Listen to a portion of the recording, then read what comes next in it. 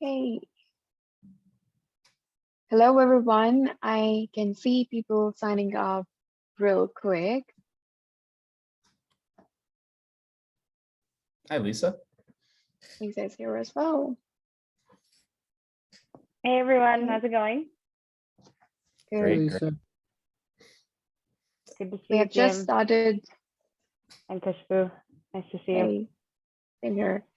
We have just started. People have started signing in. Let me start with the webinar real quick. I'm sharing my screen. Let me know if you're able to see it now. Yes. Yep. Awesome. Hello, good afternoon, everyone. We are going to get started in a minute or so. While we are waiting for the folks to log on, let's get to know each other. Drop your business name and what you do in the chat box. I want to see who all are with us in the webinar today.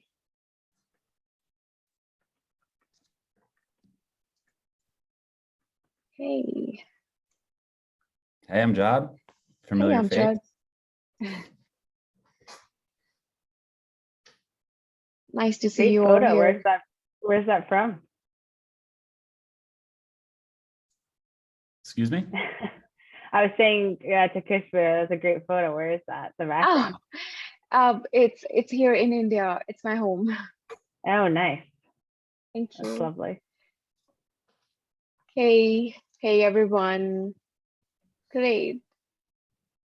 So people are interacting. Good to see you all. Welcome to the webinar.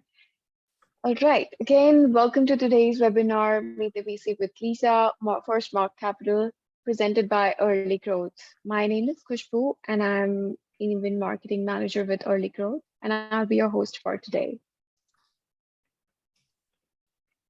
Some of the few housekeeping notes to all. This webinar will last approximately 60 minutes, including the time for Q&A at the end. You can place your questions in the Q&A panel at any time. This webinar will be recorded and sent to all registrants within 48 hours of the presentation. You can also find this recording and all previous webinar recordings on our YouTube channel. The link to it will be sent in the recording email itself. Now, something about us, Early Growth. So before we get started, let me tell you something about Early Growth. At Early Growth, we have got the entire finance stack covered. What that means for you is really two things. First, you have got your strategic partner in growing your business. Our CFOs, with their years of experience and dozens of startups under their belt, help you see what's coming, be it good or bad, and take advantage of it. From strategic decisions to fundraising, they have seen it all before. Second, our CFOs, senior accountants, and tax advisors take care of all of the blockings and tackling related to the day-to-day, month-to-month, and year-to-year of your finances so that you can focus on your business while we work in the back end. Both Early Growth and our CFOs have been around the block a few times. We have helped and served over 5,000 clients coast to coast around the world, approximately 40 countries. As always, our CFOs have helped our clients raise billions of dollars. We'd love to help you and serve you as well. What we believe in delivering peace of mind, which is, I think, the most important thing, by providing you all one-on-one solutions for all of your needs or requirements, including CFO services, HR, accounting, taxes, and insurance. We'd love to protect you, your profitability, by giving you a sole point of contact to answer all kinds of questions and strategic dashboards to help you understand your business or company better. We want to be your partner in growth to help your business grow by we working at the back end so that you can focus on your growth side of the business. And we have a promo running for you all. It's not too early to start planning your 2022 taxes. You want to get a provider in place before the end of the year so that you can do an effective tax planning before the year ends. We have a promo running to help you with that now. You can get $500 off your 2022 tax preparation. So the deadline will be in 30 days. It starts from today. Just to kick us off, I want to do a quick poll question to see who all are with us in the room. and I'm going to launch the poll now. It will last until the last of the webinar so that you can answer your questions freely anytime you want to. I'm just launching it now. Awesome. You can all start filling in your poll and let us know your thoughts about the questions that we have put in. Let's continue. And now we want to tell about something about partners. So your team is critical to your success. And that's true whether you're building a startup or putting up together a great webinar. We've got a number of great partners in the startup community, but for today's event, it's the best of the best. Early Growth has always focused on the team, the community.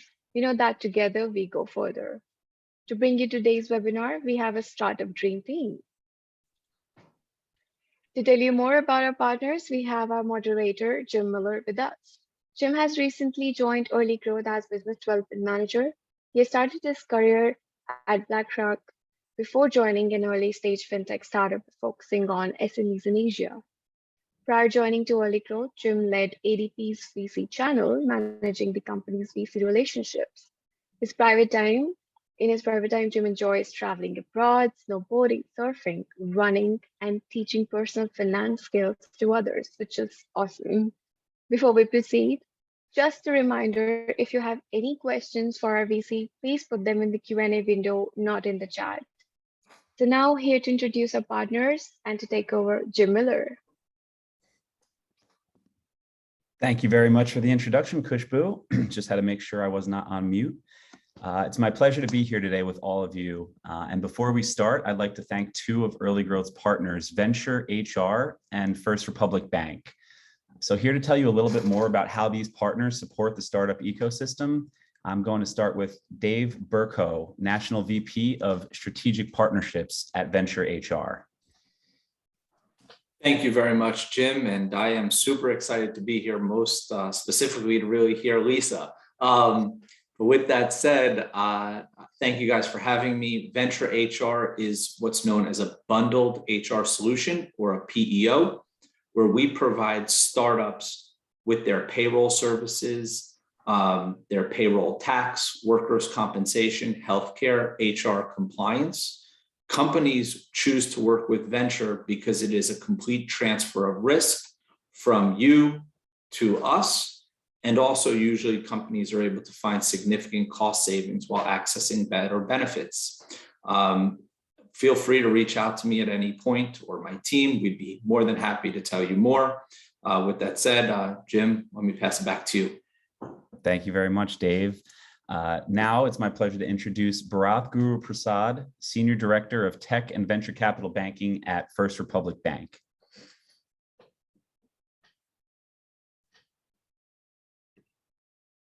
Oh, might be on mute, Bharath. There we go. Start. Thanks, Jim. Hey guys, this is Bharath. I'm a senior director here at First Republic Bank. I'm sure you've heard of us before. We're a leading commercial and private bank. So we bank or work with companies anywhere from early stage to that liquidity phase. One of my biggest clients is Instacart. They started with us 10 years ago for about $15,000. So if anyone is looking for banking, there is no banking fees, whether it's ACH, wire, or overdraft fees. And we also have something called our toolkit package, where we offer 2 months free of early growth services, 100,000 in AWS credits, Google Cloud credits, as well as a multitude of benefits. So feel free to reach out on the banking side. Happy to have a conversation at any time. I will put my information in the chat box, and if you have any further questions, please do reach out to Jim as well. Thank you. Definitely. Well, thank you both so much again for your continued partnership and all that you do to support these amazing companies, many of which are on this call. So now, without further ado, it is my sincere pleasure to introduce Lisa Xu from FirstMark Capital. Lisa has been on the investment team at FirstMark for 3 years, all of which, as we know, were very exciting and busy years for the industry. Lisa focuses on consumer technology companies and Web3 applications and platforms. Lisa works closely with several FirstMark portfolio companies listed on this slide, and also has experience hands-on at 2 well-known VC-backed startups, Handy and Peloton. And as if that doesn't keep her busy enough, she is also a mentor for Techstars, NYU Entrepreneurship, and BLCKVC. Welcome, Lisa, and thank you for joining us all today. Yeah, thanks for having me. Excited. Of course, so am I. Obviously, a lot's changing in the landscape right now, but before we start discussing FirstMark and the current investment landscape from a VC perspective, would you mind sharing a little bit more about your transition into the world of venture? Yeah, absolutely. So you saw a bit of my background on that screen, but basically started my career in management consulting at Bain & Company and spent most of that time doing, a version of this job for much later stage targets and growth equity investments. So diligencing those companies, happened to do a few startups during that time, including Peloton, which is what eventually brought me there as an employee. So, spent a bunch of time serving investors in a consulting capacity. Then was, working hands-on in the startups as a product manager, as a chief of staff / strategy person. And then, when the second company I was at, Handy, sold, I kind of took a step back and said, what did I like of the things that I've done? What have I learned? Happened to network with a bunch of folks in this industry, venture capital, and ended up, falling into a couple interview processes and realizing this would be a really great fit for my interests, skills, background, et cetera. So it's not like I was planning to become a VC my whole career or anything like that, but it was, a little bit serendipitous. But yeah, that's what brought me here, and I've been in the New York ecosystem this whole time and really love the energy here. So yeah, Awesome. That's the story. Well, great. I mean, you landed at a great shop. I'm sure most of the audience has either heard of or done at least some research on FirstMark, but would you mind giving us a brief overview on FirstMark's investment thesis and strategy? Yeah, absolutely. I know you have a bunch of follow-ups, so I can keep it short and we can dig in. But so we are a New York-based fund. New York, and speaking of New York was very much the first thesis that my partners had when they founded the firm back in 2007, 2008. And if you recall, I'm sure I don't know if you're in the ecosystem quite yet. I don't know how old you are, but back then it was a super contrarian bet. There were no companies that had gone, tech companies that had gone public, very few like up and coming companies. And so, the bet on New York founder starting iconic companies was a contrarian one, and one that we've been supporting from day one. So that's kind of the DNA. Fast forward, 14, 15 years, we still have about half of our portfolio, half of our founders are based in New York proper. And then, we have a really home base on the Eastern Corridor, call it, where we can go on a day trip, and we can get into why that is when we talk about the strategy and everything and how hands-on we are. But we now have investments across the Eastern Seaboard, a little bit in California, a little bit in Toronto, where we have relationships, a little bit in Europe, where one of my partners is from. So that gives you kind of the flavor. We're sector agnostic, so we've invested across a ton of sectors and many times multi or cross-functional companies. So consider everything from consumer, where I focus, to enterprise, to deep kind of infrastructure and hardware. So really runs the gamut, but thinking about different business models in the spaces that we know and all of our experience across that. So yeah, that's the high level. We focus early stage, so seed and Series A. We're typically lead investors. We can be flexible sometimes, but our mandate is to be, very concentrated, high conviction, kind of lower volume than many shops, because again, we're very hands-on and supportive and high conviction in our bets. So yeah, that's the high level. I'm happy to chat about anything that's interesting for you or the group. But yeah, we've been fortunate enough to have some very great results from our early funds and lots of emerging winners. So those include Shopify, Pinterest, Riot Games, Airbnb, just to name a few, with a lot on the way. So yeah, and then we just raised our sixth fund, which is private information. We'll announce it soon. You might have seen it get picked up in the wires, but have been growing our fund size, consistently over the past 6 funds. So very fortunate to be here. Well, excellent. Well, you just covered the gambit there. You knocked out a couple of the follow-up questions. Your shoes. That's right. I didn't want to steal the thunder on the questions. Absolutely not. We love it. We love efficiency. So do you mind sharing what the typical investment size is? Obviously, knowing that you work with early stage companies, what the typical kind of investment size that you make, and also do you make follow-on investments in the companies that you back?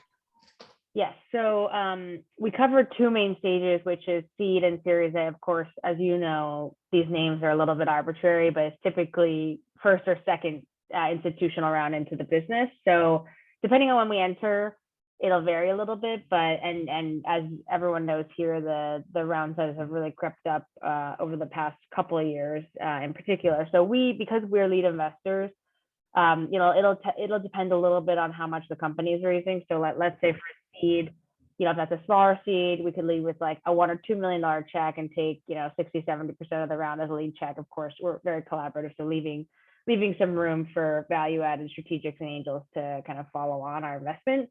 But for a larger seed, like we did a $6 million seed where we did like a $4.5 million check, right? Or, you know, we've done, you know, up into that kind of deal dynamic. And then for the Series A's, which have also become much larger, you know, the first deal I did, I think it was like a $7 or $6 million Series A, and that was normal. And so we led with like a, you know, $5 million check, and then, you know, of late it's more like 15 or 20, in which we'll lead with you know, $8 to $11 million checks. So we can flex up. We're not one of the mega funds who has to come in. If it's a 20 million A, we have to do 20, right? And we push everyone out. We're not like that.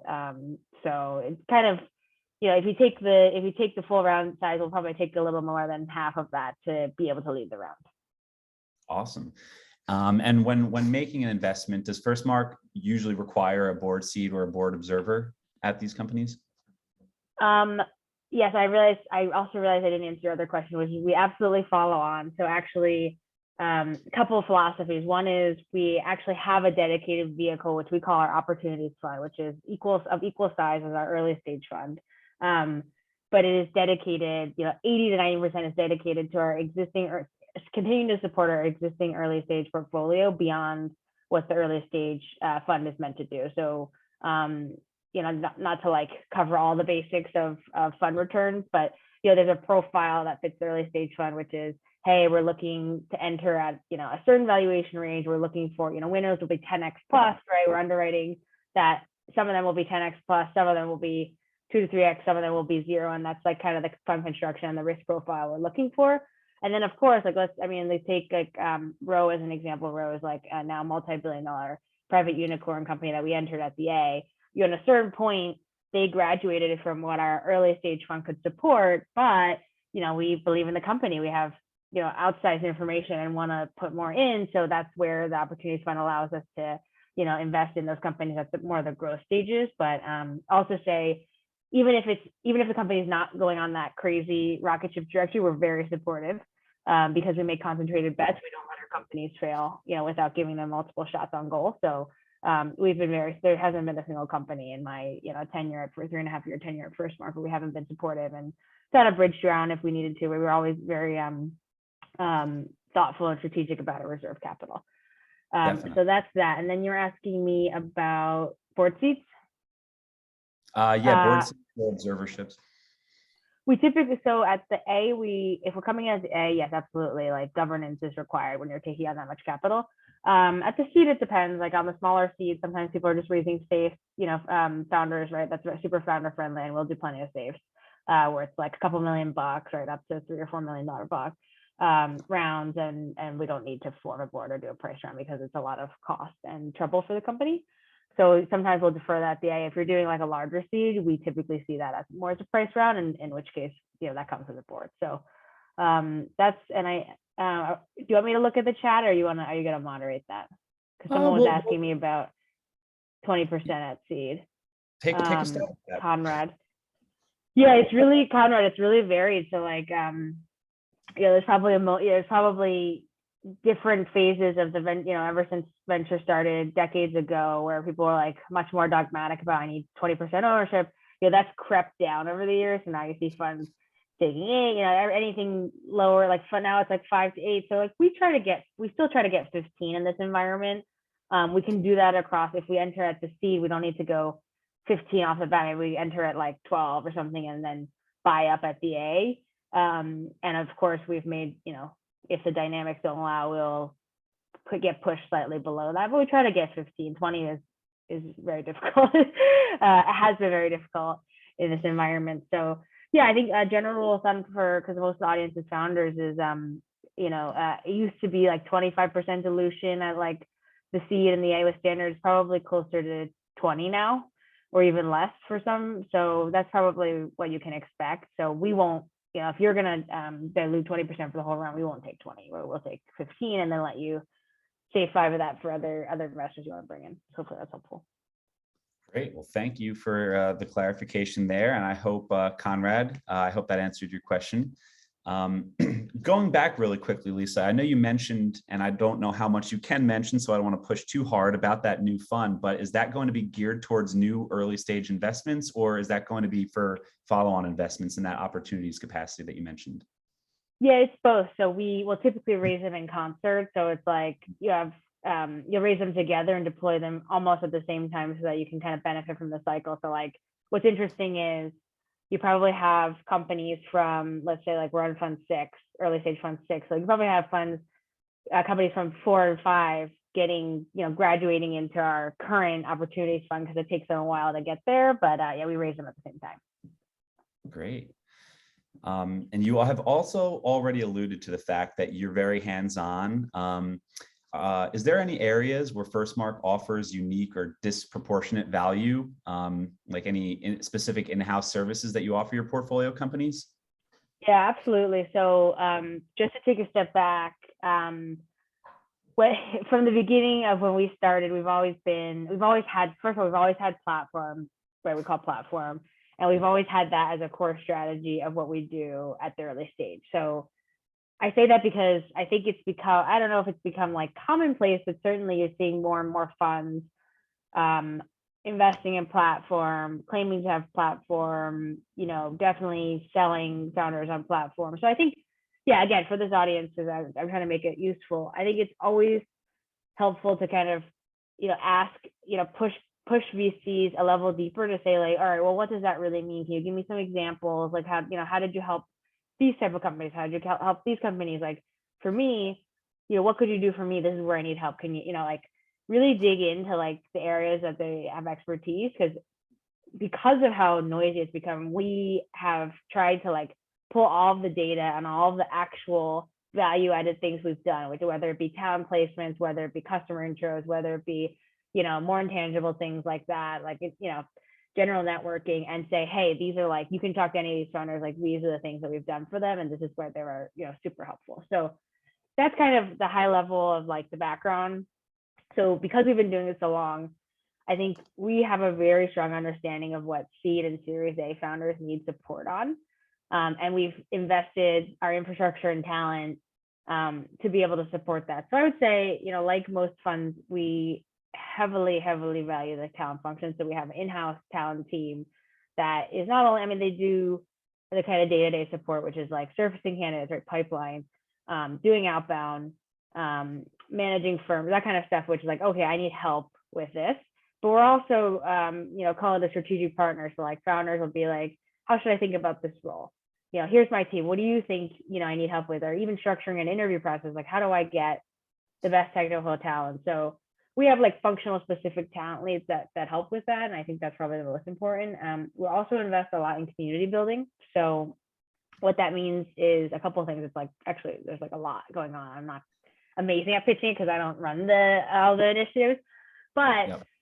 We really try to build groups and communities of expertise that will be valuable to founders and their team. So one of the online communities we run, they're called guilds. So they're like functional, like CMO, B2B CMO guild, CRO guild, Chief People's Officer guild, CTO guild, right? It's like for a founder, it's like, I need to help my leaders get expertise. And it's not just a portfolio. We have like, obviously the portfolio gets access, but we try to pull in the best of, that function from like Stripe and Coinbase and, Square and Shopify, like all the people that we've networked with and built relationships over the years and who want to give back to the community of early stage founders. So that's been super helpful. Like I have, I sit on a bunch of boards, and oftentimes let's say the CFO, right, like reaches out to me being like, oh, what's this like tax? I'm like, I don't know, I'm not a CFO. So I'll, if they don't have really growth, right? It was helping them. So, but I'll have to have them turn to our CFO guild, and they'll just ask a question. Like this woman who's a CFO, right? Recently, she's like, what's like this tax nexus question? And immediately she got like 5 responses, being like, we just went through this. Like, I'm happy to give you recommendations and talk you through it, right? Because they just want to help. So that's just a great example. We do a ton of events internally and externally. Whether that be topic related, like during COVID, it was like we did a lot of like talent related events of like, what do you do about your remote team? How do you make people feel empowered? How do you hire in this environment? Like we try to get the sentiment and then build content around that for our founders. So that's another example. And then the last thing I'll just mention is we do a lot of like biz dev corporate development too, which is a lot of like targeted, like it'll be like, I'm trying to get into this type of customer, and we'll do like a sprint for them. But it could also be longer term. It could be like, I'm trying to partner with this big company. Eventually, can you help me get my foot in the door? It could be, I'm trying to sell my company.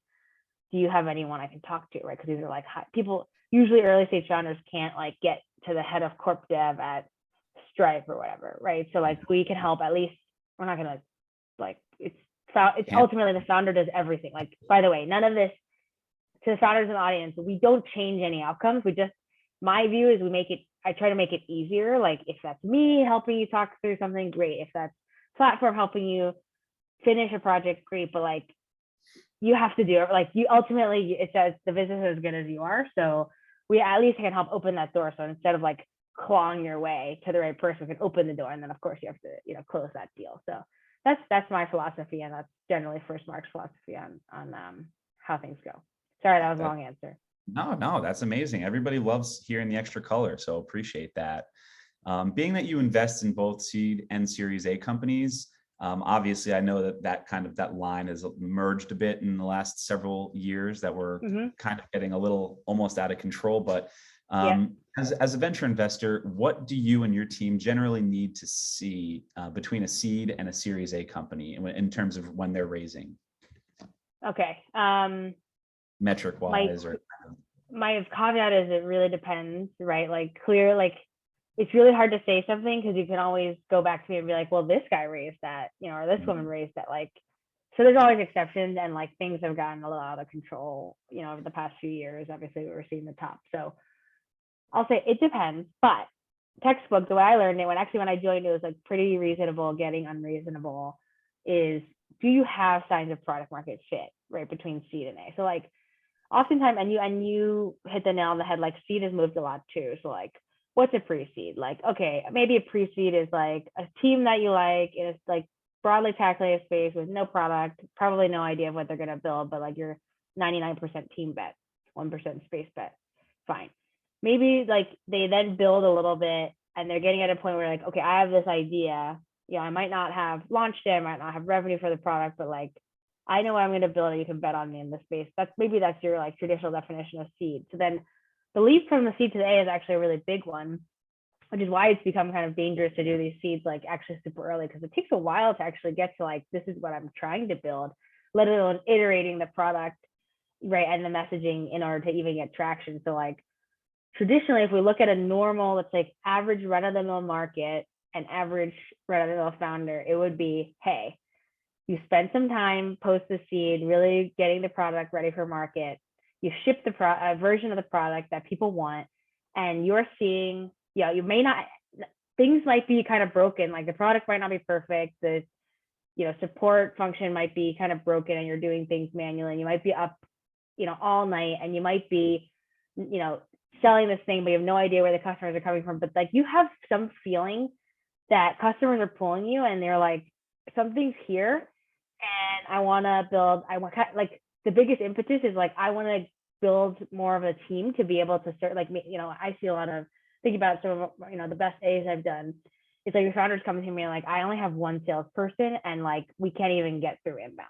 Like, that's a good reason to raise your A. You've got people who want to buy the product. You've got customers who are on it and wanting more. They're like, I like this, but like, please build this, right? So you need to hire more PMs, need to hire more devs, need to hire more salespeople, need to hire a marketing person to make sure, like, as you grow, you're still getting more pipeline, because right now you have a capacity issue. So like those are like more like SaaS companies, and maybe for consumer, it's like I have all these customers, like I don't know how they're finding me, but like the product is not ready for them, and like we have a wait list of 1 million people. It's like you have some pull, and raising the capital and getting a partner on your board to help you guide through the growth is like going to inflect your business into the Series B, which we don't lead, but we can certainly talk about, what that typically looks like. Now, the caveat is there are founders, spaces, those are the main things, founders and markets that the VC market has higher than average interest in, right? So it's like the first PM at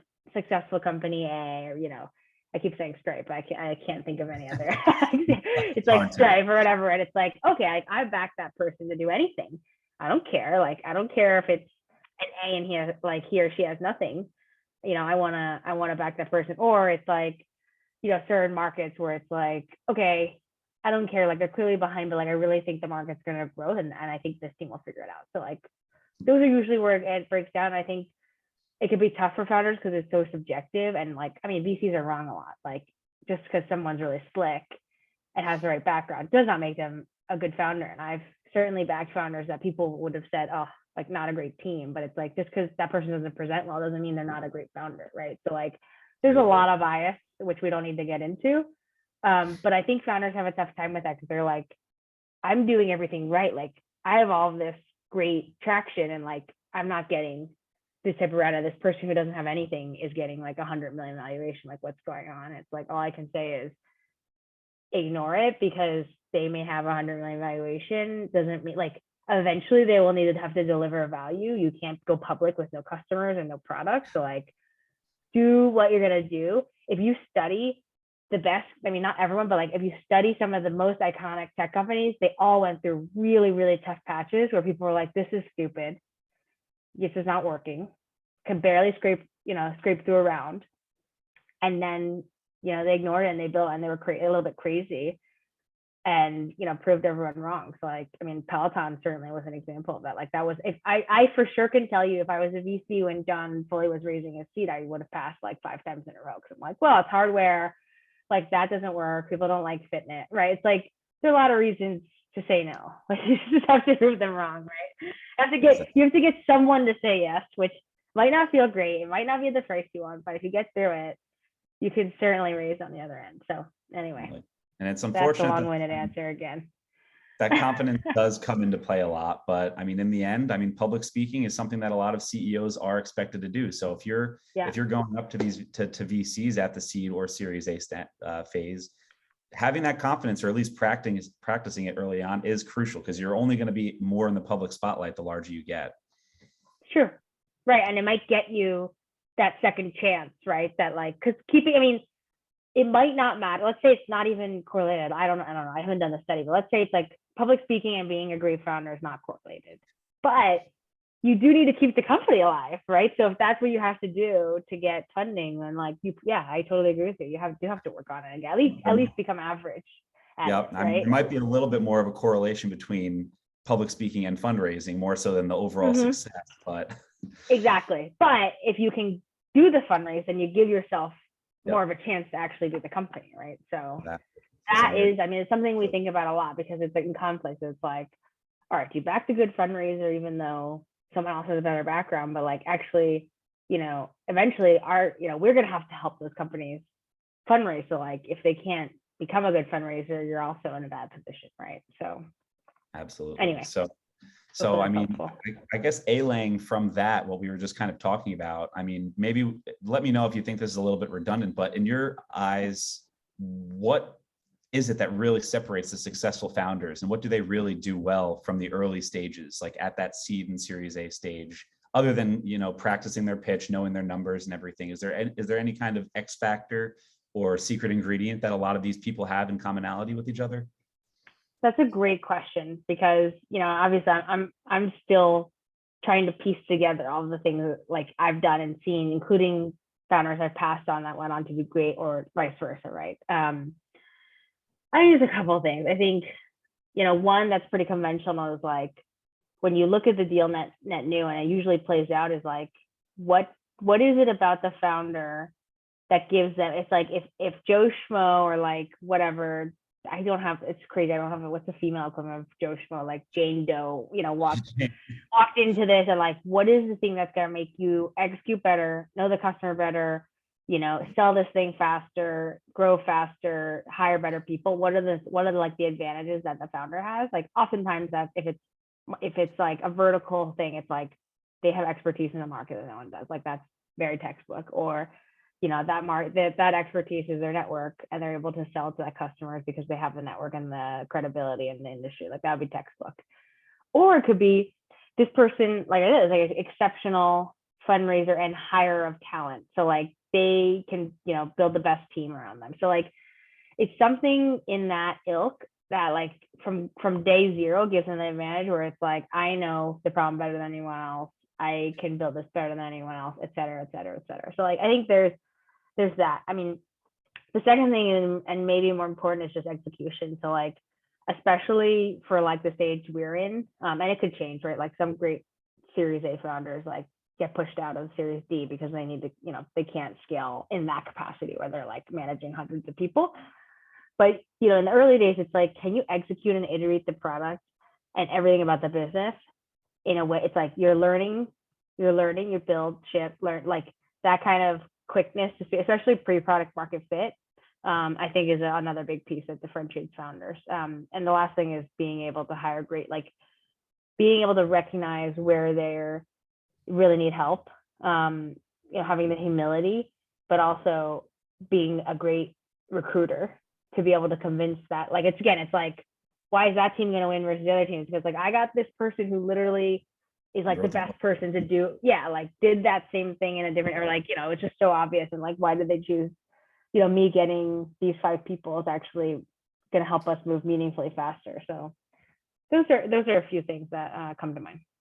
But it's like lots of different personalities, like lots of terrible fundraisers, lots of like, people who don't show well, but like are great founders. So like, don't be discouraged if you're not like the slickest person in the room. Great. Well, I'm just taking a peek over at the chat, minding anybody who's got the questions, feel free to pump them out to us. I see one from German.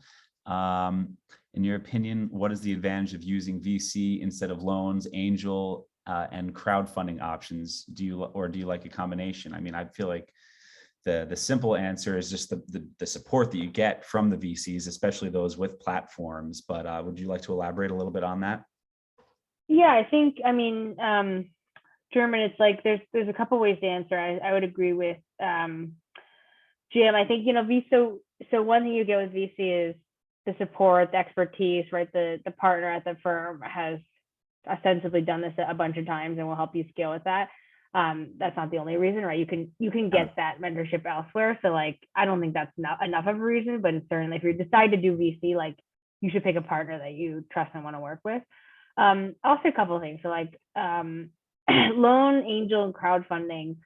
I think angel is not mutually exclusive. Like we love to have angels come into these rounds, and these are the rounds like angels like participating because they know there's like institutional support. So they're like, okay, I'm gonna write a 25K check, 50K check, and I'm gonna help. But like I also know like FirstMark's gonna put in like several $1 million or whatever. So I think I like the combination of that. Where loans and I think loans, you have to have a specific use case for them that the bank is underwriting. So like, okay, yeah, if you have a company, let's say, what's a good example?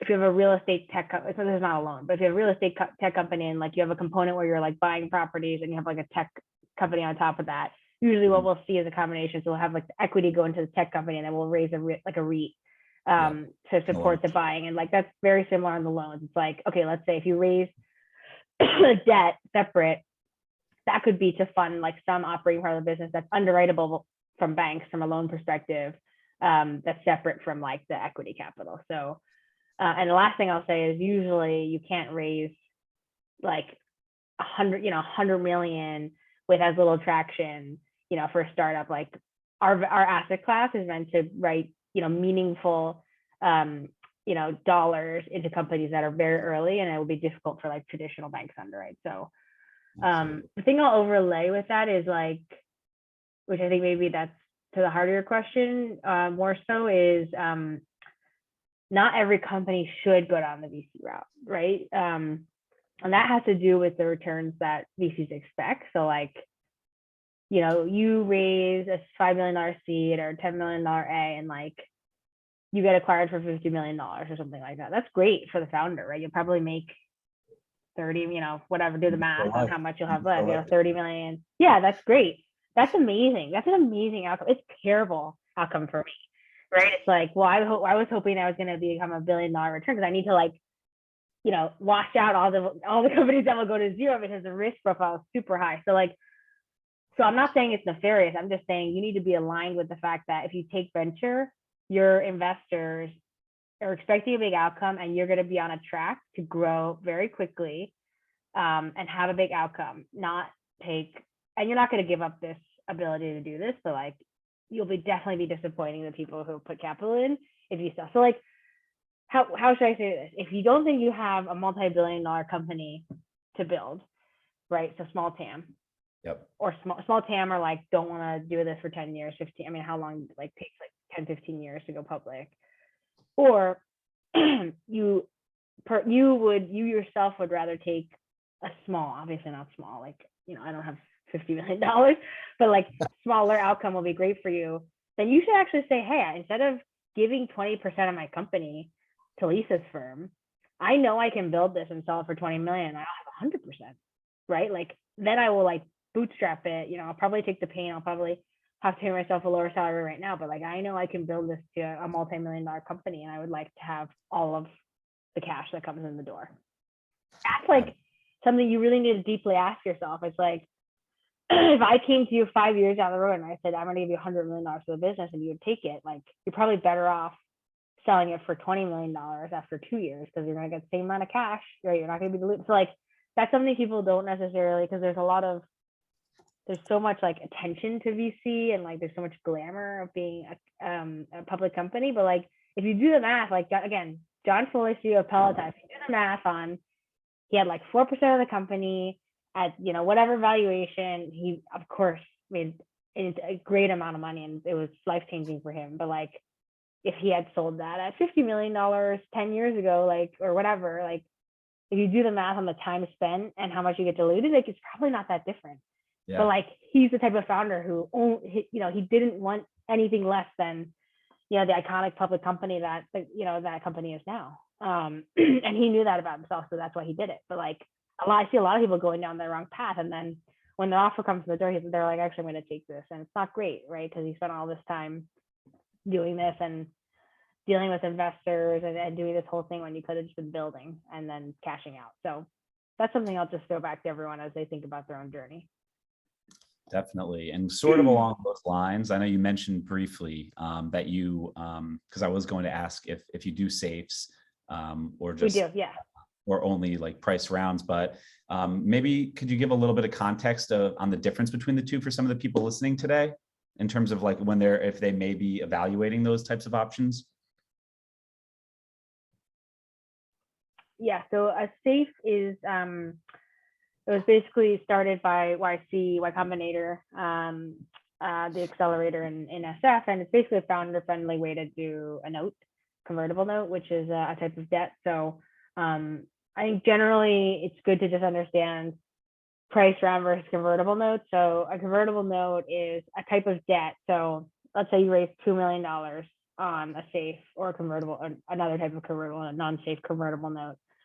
You equivalently have $2 million in debt that's like senior. So if you get acquired, or, you know, you sell the business or whatever, you got to pay that $2 million back, plus, you know, whatever the terms of the note are, you know, as the waterfall for your exit. So like, that's what would happen with traditional debt, right? Like, the terms might be slightly different, but if you took a loan from a bank and then you sell your company, you got to pay the bank back. So like, that's kind of how it is. That convertible note, when you do a price equity round, which is like, okay, you're giving the company a valuation, you're setting up, your investors are joining the cap table, you're setting up, you know, all the capitalization documents for the company, that note will convert into the equivalent amount of equity that you've determined based on the share price. So it's like, you know, if you raise like $3 million on a 15 cap, you're giving away 20% of the company, and that the people who invested 3 million are going to collect when it converts. You're going to have 20% of the company diluted when you raise the round. So that's the main difference. Whereas in a price round, you give up the equity right away. So like, for example, if you raise a safe and you never raise a price round, you're not going to be like, that's not ever going to convert to equity, right? You'll pay back. You got to pay it back. Yep. You'll pay it back plus interest, but it's not going to convert into equity. So that's the main difference. And it just makes it easier because it's not hitting your cap table. You don't have to deal with all the documentation, which is why the safe is such a straightforward vehicle and founder friendly. Definitely. So when you are kind of going to make one of these investment decisions, who do you or your team in general like to meet with or need to meet with? Like, do you like to meet with employees of the companies, if there are any, customers, prior investors? Are those things that you consider at FirstMark? Yeah, I definitely like the founding team, which would be like the CEO. Sometimes there's like equal or near equal founders. We absolutely want to build relationships with them. We'll probably spend most time with the CEO because the CEO's job is fundraising, whereas like, excuse me, the rest of the team is like also doing other things like building the company in the background. So like everyone on the founding team is who we spend the most time with. And then usually before, especially if it's a larger round, before we do the investment, we'll go and meet more of the team, like the executive team, maybe some key employees just once, just to understand their backgrounds on how they're thinking about certain things. And then we'll do customer calls. So we'll like, obviously we'll ask and say like, hey, this is the people we want to talk to. Could you please put us in touch? And we'll ask them questions like, how valuable is this product to your business? What do you think? Who else have you seen? How did you decide to use that? Just to understand, because the founder is going to tell you one thing, and then you need to hear this basically the same story from the customers. Otherwise, like someone's not telling the truth. So yeah, those are the main things. We will sometimes, especially if let's say the previous investor or co-investor is someone that we know, I'll reach out if it's like, I have a lot of contacts and friends in the ecosystem, and I'm like, hey, we're looking at this company. Like, what do you think? Do you want to debrief on it? But, to be honest with you, everyone, like, it's not that valuable to talk to an investor because, of course, they're going to be like, what are they going to say? This company is not good. Like, they want us to do the deal. They want to get a markup. So it's like, that's the least valuable conversation, but sometimes we'll have it just to like make sure, we're not like buttering them up, but like make sure we're like being transparent about, problems and stuff like that. So yeah, is that helpful? Yeah. I mean, definitely. Now moving a little bit more into the kind of the landscape, and I guess, what would you say is the comparison of how many investments either you or the firm as a whole has made in the last 3 months, and how does that change in the next 3 months in your mind? So I would say we did a lot of deals last year, like probably deployed faster than usual. And then last quarter we still did a decent amount. I think we did like 4 or 5 deals, which is like slower pace than last year. I think the answer is that I don't really know, because I think we're in a fortunate position where we just raised. So it's not like we're trying to make a little bit of money last a much longer time. We have plenty to deploy. So I think of the deals we see that are going to be better price and we'll have more time to do them, we'll be able to do them. But I do think everyone's being a little bit cautious, which is good for this group to just be aware of. Like, I think I see a lot of founders like this week, for example, who are still looking for like 2021 price rounds, right? They're like, have a company, they're raising an A, it's really early, and they're like asking for like 25 on 100 or something. And I'm like, it's a little bit toned down, unless it's like someone has suggested that, and clearly there's demand. There's still like crypto that's still happening. Yep, I'm not telling you to undersell yourself, but I think be a little bit, either, if you're not sure, don't say evaluation. You could say like, hey, this is what I'm hoping to raise. I'm open to it. And by the way, it's always good to start lower. Like, let's say you're hoping to raise 15 and you start at 10 and then you get pushed, like there's so much demand, like, oh, I'm gonna increase it to 50. Like, that's a much better story than like, I tried to raise 20, I ended up with 12, when 12 is a good round, right? You could have started at 10 and ended up there. So I think there's a little bit of feeling at the market. It's hard for founders to know if they're gonna still get that, like the premium segment is probably just shrinking right now because the market's in free fall.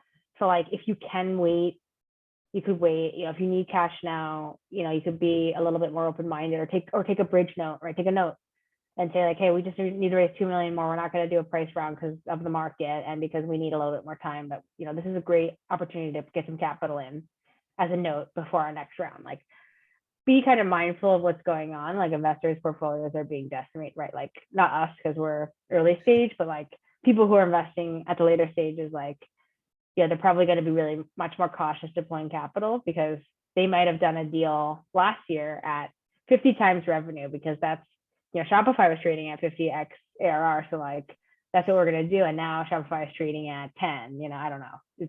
I haven't checked, but like, it's not good, right? So like, they have to calibrate. It's like, well, if the public market is telling you that a company is worth now 8 times revenue instead of 40 times revenue, we can't, it'd be stupid to underwrite deals to different. So like, I'm not saying you're going to get crushed on your valuation if you go out now. I'm just saying like, don't be tone deaf and then get rejected. That'd be the worst thing, right? You can ask for more than you need.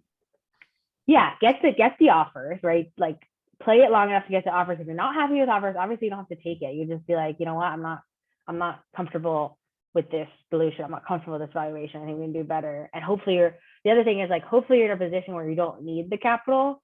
Like, you shouldn't wait until you're like running out this month, right? Like, you should have conversations on an ongoing basis, make sure you have different paths, that if you need to pull on those paths, you have time to negotiate, execute, etc. Because in a bad market environment, people will act differently. Like, we will never pull a term sheet, but maybe like if the market collapses, someone will be like, you know what, I don't want to do this at the last minute. And you don't want to be in a position where you're like, well, now I'm out of money and I have to shut down, right? Just because you didn't give yourself enough time.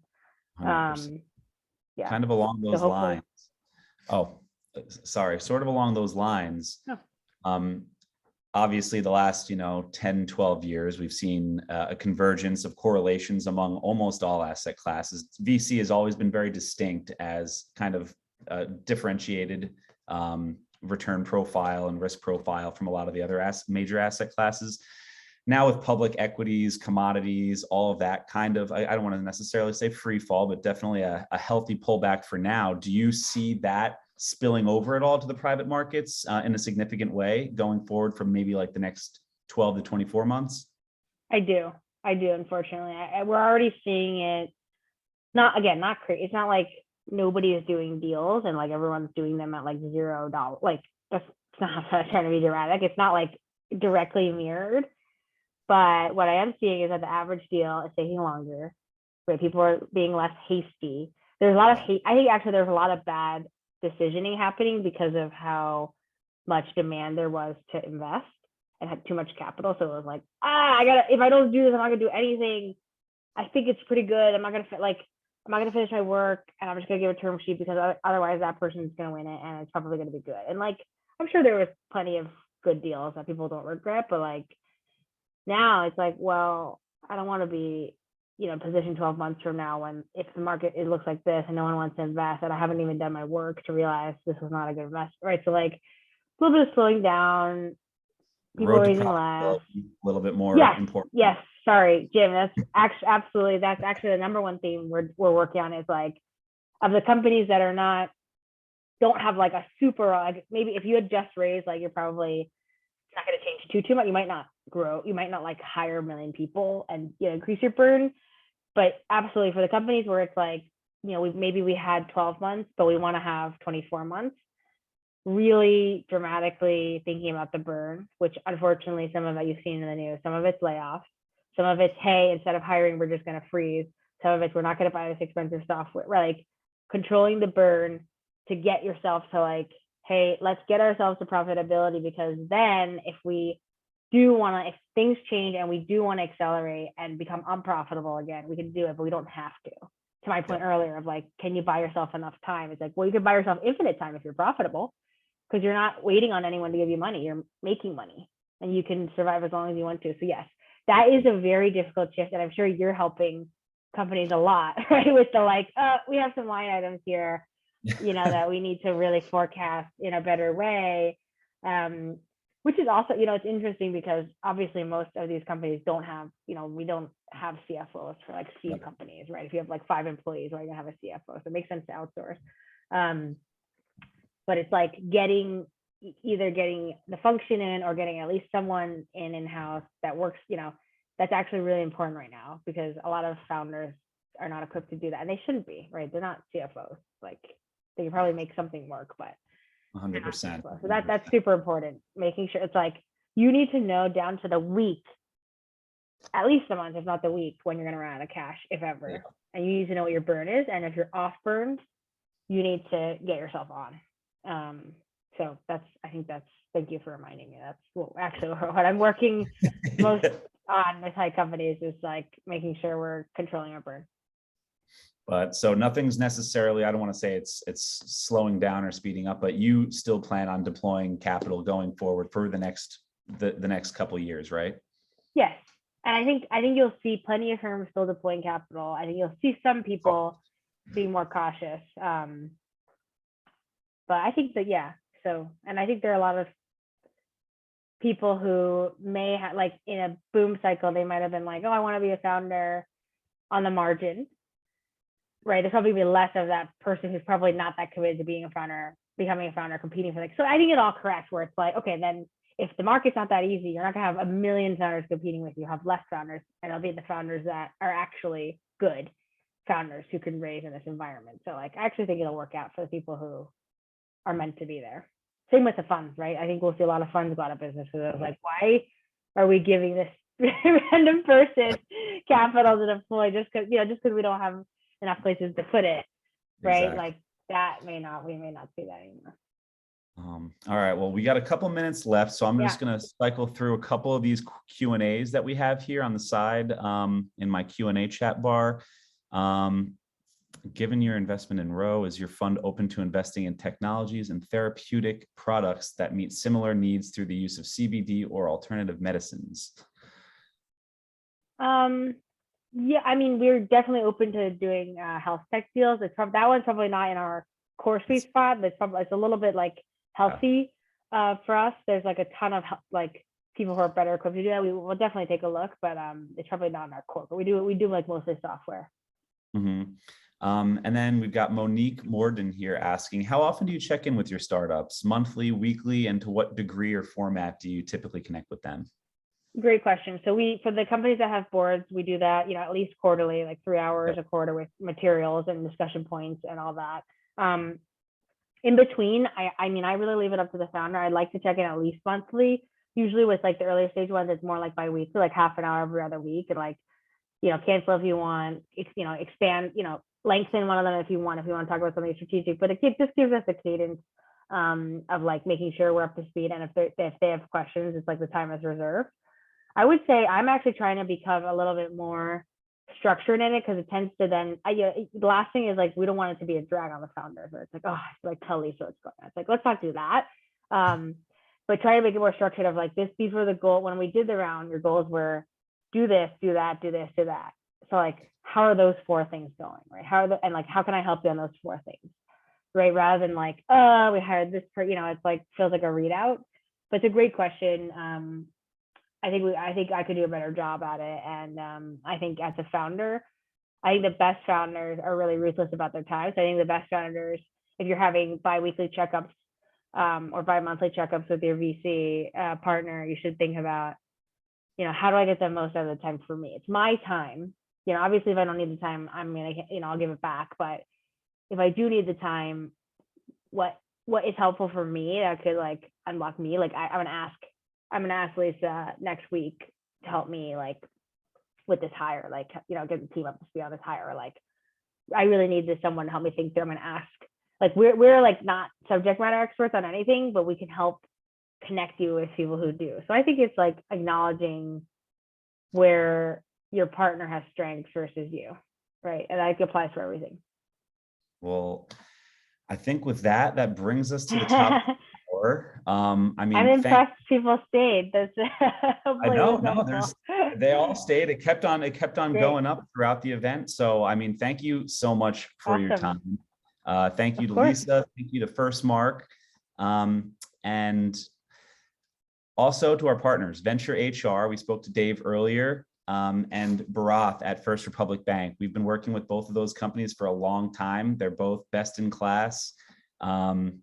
And most importantly, all of you on this call, thank you, not only for joining us today, but taking the risks, being the entrepreneurs, and seeking to improve our lives every day. I look forward to having you all join us for our next Meet the VC event on June 9th. That's going to be with Brad Bentz from ATX Ventures. So feel free to share with your friends and colleagues. We'll be getting some information out in the next few days, I'm sure. And I wish you all the best. Until next time. Thank you again, Lisa. That was great. Of course. All right. Thanks, everyone. Have a good one. Thank you so much, all.